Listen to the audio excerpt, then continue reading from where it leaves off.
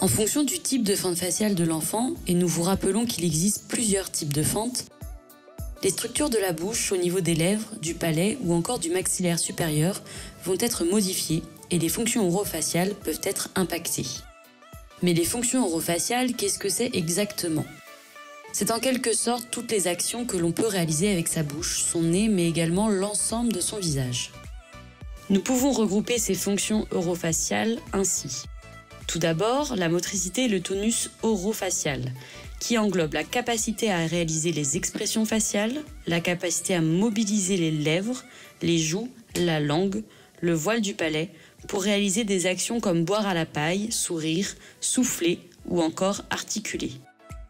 Le deuxième groupe de fonctions orofaciales englobe la ventilation, avec la possibilité de respirer normalement par le nez et de souffler efficacement par la bouche. Enfin, la troisième et dernière fonction orofaciale englobe l'oralité. L'oralité, qu'est-ce que c'est ? C'est en fait tout ce qui regroupe à la fois l'alimentation, on parle alors d'oralité alimentaire, et tout ce qui touche au langage et à la communication, on parlera alors d'oralité verbale.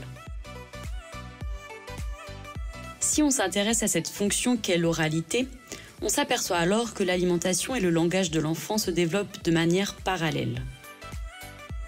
L'oralité alimentaire se développe depuis la grossesse jusqu'à l'âge adulte et fait intervenir les mécanismes de succion, de déglutition, de mastication et englobe la capacité de l'enfant à tolérer toutes les textures et tous les aliments dans sa bouche.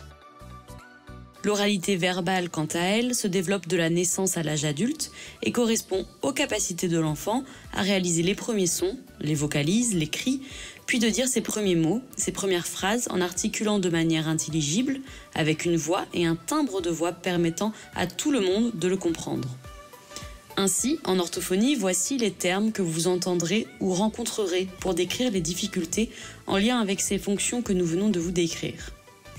On parle alors de l'articulation, la phonation, la ventilation, la déglutition, l'oralité alimentaire et verbale. N'hésitez pas à retrouver plus d'informations et de conseils sur les impacts de la fente sur ces fonctions orofaciales que nous venons de vous décrire dans les capsules vidéo suivantes qui seront dédiées à l'explication de ces difficultés.